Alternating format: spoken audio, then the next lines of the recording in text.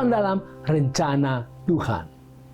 John Kay kembali mengguncang Indonesia, yaitu ketika dia ditangkap kembali dengan kejahatan yang sama sebelum dia bebas beberapa bulan yang lalu.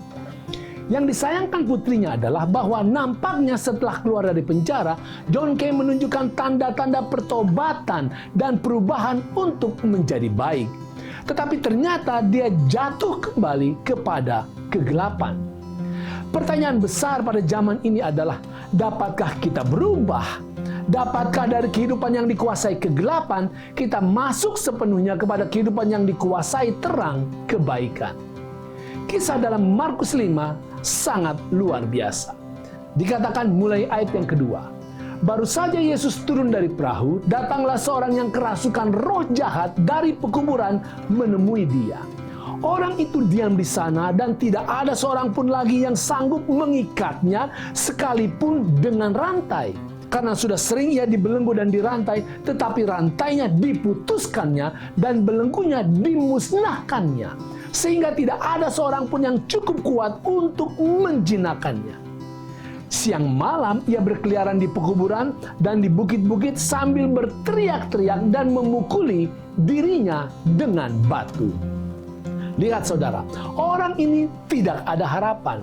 Apalagi kemudian setan yang ada di dalam dirinya mengaku sebagai legion karena ada banyak pada orang ini. Satu legion itu berisikan 3.000 sampai 6.000 tentara Roma ketika itu. Orang ini benar-benar hopeless, tanpa harapan. Tetapi ada bagian hati kecilnya yang tidak dikuasai setan. Ada kerinduan untuk diubahkan. Itulah yang mendorong dia ketika melihat Yesus, sekalipun dari jauh, orang ini berlari kepada Yesus.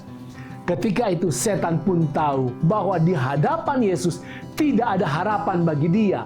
Walaupun bersama dia ada banyak iblis, setan itu sendiri langsung menawarkan diri untuk keluar. Karena Yesus, keluarlah mereka dan orang itu pun kembali normal, berpikir waras, sehat, penuh kesadaran, dan bahkan berakal budi. Oleh Yesus tidak ada orang yang tidak dapat diubahkan. Apa yang menyebabkan orang ini bebas dari kuasa setan sepenuhnya? Tidak relapse. Lihat proses yang terjadi. Pertama, dia lari kepada Yesus. Yang kedua, setelah bebas, dia duduk belajar di kaki Yesus. Yang ketiga, Yesus tinggalkan dia di Dekapolis, tetapi Yesus senantiasa di hati orang ini karena dia diutus Yesus sebagai juru kabarnya. Saudara, kata rasul berarti one sent on a mission, seorang yang diutus untuk sebuah misi. Orang ini menjadi seorang penginjil pertama. Bahkan dari satu segi, orang ini adalah salah satu rasul yang pertama bagi Yesus. Memang pengetahuan orang ini tidak besar, tetapi perubahan hidupnya sangat besar. Ini menjadi modal besar bagi dia untuk menjadi saksi yang besar bagi surga. Saudara, dapatkah Anda diubahkan? Yes! Tentu, berapapun hebatnya belenggu setan, kita bisa diubahkan.